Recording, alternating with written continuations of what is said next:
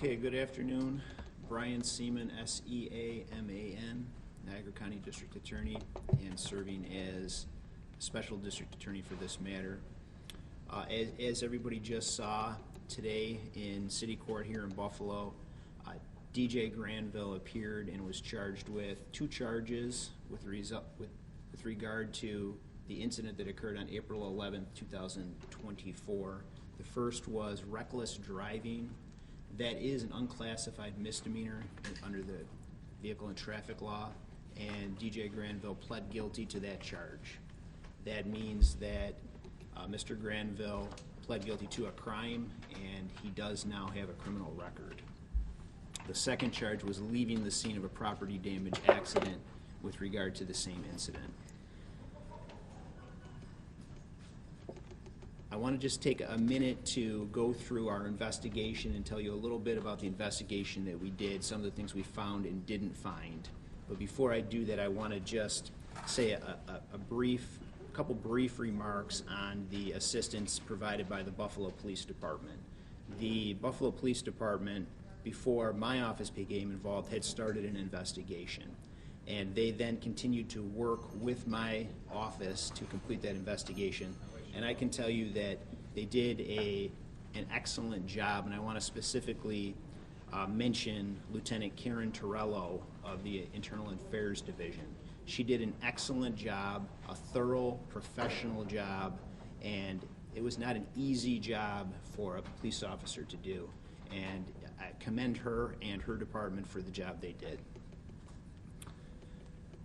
When we started to look into this matter, and the types of charges we were looking at were the same charges that everybody thought. Is this a driving while intoxicated? Is this driving while impaired? You know, what was happening? And we were at, of course, a grave disadvantage because the investigation didn't start until 8 months or so after the incident. I want to start by going through some of the things that we did not have, we were not able to uncover in any way in our investigation. The first is any type of chemical test. So there was no breath test, there was no blood analysis for Mr. Granville's blood that night. There were nothing like that. There also were no field sobriety tests. So no tests were given that night. We had nothing to indicate that he performed one way or another in any type of field sobriety test. We also did not have the benefit of any statements from Mr. Granville as we would normally have in a normal DWI investigation. There would be statements, questions that are asked by responding officers, and answers given. We did not have that in this case. We also had no body cam whatsoever. And the reason for that was because the Buffalo Police Department, at the time, their retention time for accidents, for incidents that were coded as an accident, was 6 months. So all of the body cam evidence was overwritten by the time our investigation started. We did take the additional step of reaching out to the provider of the body cam to find out is there any way to recover that, and we were told that there is no way to recover the evidence once it's been overwritten after that 6 months. So we had no body cam evidence. The last thing that we did not have in this investigation was the cooperation of the police officers who responded that night. None of the Buffalo police officers who were called to respond that night cooperated with my office. None of them would give a supporting deposition when I asked them to do so, and none of them would come and meet with me or any of my investigators to talk about what they observed that night. So our investigation was without any of those things.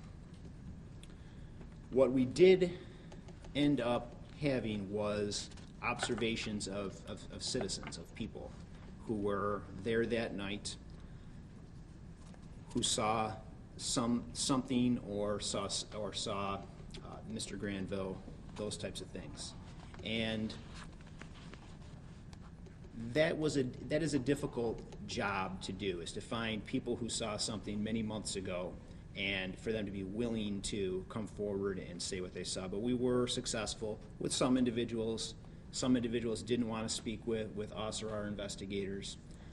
And what we were able to basically put together was that well, there was this accident. There was these series of accidents. We were able to, through civilians, identify Mr. Granville as the driver of that vehicle. And we were able to get some observations from varying degrees of closeness as to how Mr. Granville was acting that night. There were some witnesses who said that he appeared clearly to be impaired in some way. There was a divergence as to exactly what that might have been caused by. And what I mean by that is we had one witness who said, well, she smelled alcohol. We had other witnesses who said they were in proximity and they did not smell alcohol. There were other witnesses who couldn't say other than he was acting as if he was impaired in some way. We also had some information, and some of it was discussed by Mr. Connors in court, that Mr. Granville may have been using some properly prescribed medications from doctors. Now I'm going to take a little bit of a side tour here for a minute, and I hope it doesn't just get brushed over because it's very important in this case. In New York State, the status of the law in New York State for driving while impaired by a drug or driving while impaired by a combination of alcohol and a drug. There's a specific requirement in the law that the prosecutor be able to prove what the intoxicating drug was and that it was listed on a particular list within the public health law. New York State is one of only a handful of states left that still have a law like this. I would, in past years, have called it a loophole. I can't call it a loophole anymore because this issue has been brought up before the New York State Legislature time and time again, year in, year out. The District Attorneys Association and many different advocacy groups have pushed to have this changed. So if a person is obviously impaired, but we're not able to say exactly what's impairing them, they can still be charged with driving while impaired by a drug or a combination of alcohol and a drug. The legislature has simply refused to make those changes. As recently as the most recent legislative session, there was a big push. Governor Hochul had proposed a change in her budget. It did not get through. It was pulled from the budget, and the majority of the legislature would not forward that legislation. So when you look at a case like this where you don't have any chemical test, when you don't have field sobriety tests, but you have observations that a person is impaired, if I can't say, well, it was this drug and that drug is on the public health law list, you can't charge it. And you're left then with a charge like reckless driving. This is not the only case like this. This is not unique. This is a common way to try to approach a case like this where you can't name the drug or the intoxicating agent, is to approach it through a reckless driving charge. It's a side note, but I think it's very important when you look at the charges that are available in a case like this.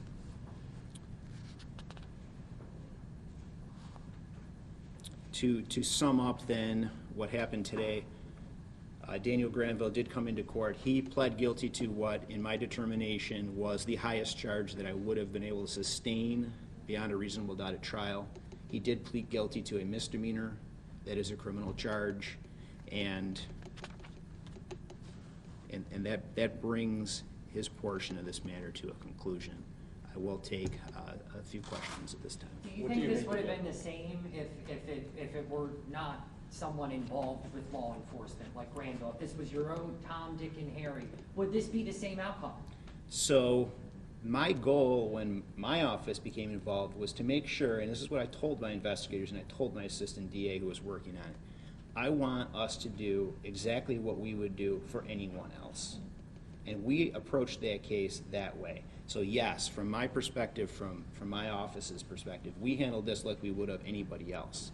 Now, there's a different question when you ask about what happened the night of the incident on the scene and whether or not the Buffalo police officers who responded, if they treated this like they would anyone else. But from the perspective of the way our office approached it in our prosecution, yes, like anyone else. His sister-in-law is Lucy Asplund still under investigation. Should she keep Should So- she get charges? So that portion of the case has not come to a conclusion at this time, so I'm not going to get into specifics about that. Today, I'm dealing with the case involving Daniel Granville. Is it frustrating that you received no cooperation whatsoever from Buffalo Police during the investigation? So I want to make a distinction again. From the Internal Affairs Office, I received an immense amount of cooperation. The Buffalo police officers who responded that night, I received no cooperation from. I found that to be very frustrating and disappointing. What would you say to taxpayers who say, this essentially proves the point that certain people with badges are above the law, unlike the average citizen? I guess what I would say is that I did my very best, and the Buffalo Police Department Internal Affairs Division did their best to make sure the outcome would not be that the outcome would be that there would be some accountability and there would be a day when we could say that we did hold this individual accountable, even though he's a police officer. It seems like this has been more complicated. I guess I don't want to make that characterization that the part of the investigation having to do with who did what when. It's not what I'm here to talk about today, and really it probably extends beyond what I am doing as the special district attorney. I'm not in a position where I'm doing an overall investigation as to everybody who may have been involved in any way. I have a fairly discreet job to do. It seems like this was made way more complicated. Just in June, there was a man driving above the legal limit. He had some sort of beverage or consumption, arrested, taken to handcuffs. The public's looking at this as, this is pretty simple. But from the inside, it seems like there's so much. I mean, you have the defense attorney saying, this stuff takes longer than it does. This was a man who drove recklessly, admitted to it, caused property damage, could have killed someone. There's viewers out there who've had that personal connection and are seeing this, maybe gasping. But this is all just, there's people still on the job. There's people who left the court today. I mean, where is this accountability? So what I would say to that is, you're right that it would have been a very simple investigation if it would have been completed on April 11th, 2024. It became more complicated when it was restarted 8 months later. So why should those people still have their jobs? That's not within what I'm talking about here today, is whether any employment decisions are outside of the purview of what I'm doing here. Your office prosecutes cases. Every single case you prosecute involves usually testimony of police officers. If you had any other case where a crime occurred or possible crime occurred and the police officers refused to talk to your office, what would happen? I've had cases where a police officer themselves is under investigation, and that obviously that person wouldn't cooperate with us. I've never had a case where police officers who were currently employed were told they're not under investigation and still refuse to cooperate. I haven't had that experience. What do you think that does for the trust between the public and police officers? Just hearing that that's even frustrating from your own perspective. I think it's something that absolutely needs to be addressed, and I think will be addressed by Buffalo Police. Can we just clarify the issue of drug driving and alcohol? Did Mr. Connors in meetings with you, do they deny that he was drinking, and do they say he was under the influence of those he mentioned medications in there at the time he was driving? Mr. Connors provided some information that showed that documented what he said in court today, that Mr. Granville had some prescribed medications. They were a type of medication that could have led to an impaired coordination and things like that if in combination or in combination with alcohol. Mr. Connors never told me that DJ Granville was or was not drinking. The evidence we had with regard to that was from civilian witnesses. From a DA's perspective, do you think this would impair DJ's ability to testify in court going forward at all? That's an interesting question. I think it would depend on the specifics of the case. I've had police officers who have made mistakes, who have even had scenarios where they may have pled guilty to, like a driving while impaired, who continue on the job and it doesn't affect their credibility when they testify. I think it would depend on the case. As a county representative, is it frustrating that you're the one answering questions and we're pressing you about this when there was plenty of opportunity months ago for the sheriff to answer, Granville himself, who walked out without saying a word. Is it frustrating as a county representative? I'm not frustrated by it. I have a role to play here, and I'm attempting to fulfill the role that I have here. I think others will make their own decision on what information they'll give. In regards to the 60,000 covering, didn't rise to a felony and damage, property damage, 60K, roughly, 7 cars, that doesn't rise to a felony? So, no, not in this scenario. If you were to, no, it would not in a scenario of a traffic incident that led to that damage would not, no. in regards to the covering up, so to speak, of all this, and the fact that this was not exposed until we reported on it, is there any chance that anyone involved in that whole situation could be held accountable in the future for your office? Again, that part of the investigation has not been closed at this point, and some assessment needs to be made on that. When will we find out about that? I don't have a timeline for that. If DJ Granville was a Niagara County Sheriff's deputy with his credibility issues, would you put him on the stand to testify?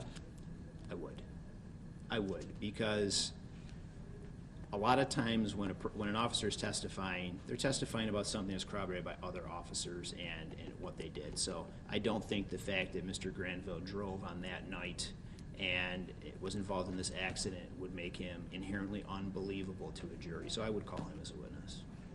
A lot of people in the public are going to struggle with, him getting a misdemeanor and a traffic citation, basically. They're going to struggle and think that he got a very favorable deal because he's a law enforcement officer. So how would you explain it to the general public? Sure. Look at this and be like, wow, he got off pretty easy. Well, I would explain it this way. The highest possible charge was a misdemeanor, and he pled guilty to that misdemeanor. And I guess I just want to say this, too. For a law enforcement officer to come into court and plead guilty to a misdemeanor, that is not a small thing. And I don't think Mr. Granville left here today thinking he got off with nothing happening. He pled guilty to a crime. And for a law enforcement officer to do something, that is not a small thing. Right, but we've seen a lot of praise for him. I mean, what other choice did he really have? What other choice did Mr. Granville have? To not show up? No, he could have entered a plea of not guilty and attempted to go through the various mechanisms that defendants go through every day in hopes of getting the case dismissed on a technicality or something like that. There was a lot of things that he could have done. I don't think that I've praised Mr. Granville.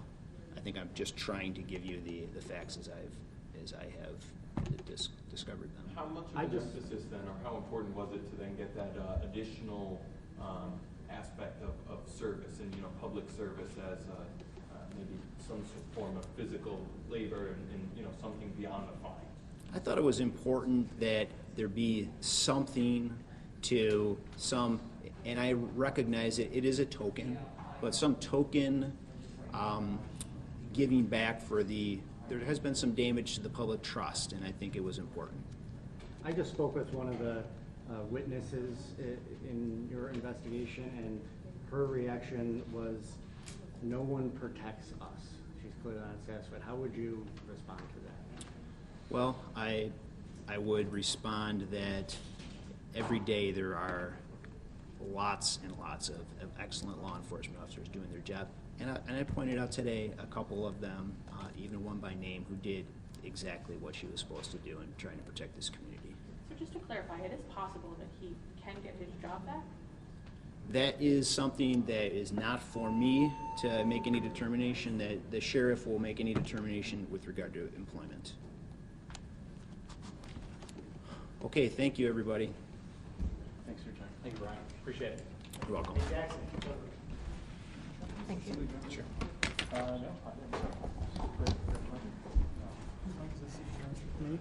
fine.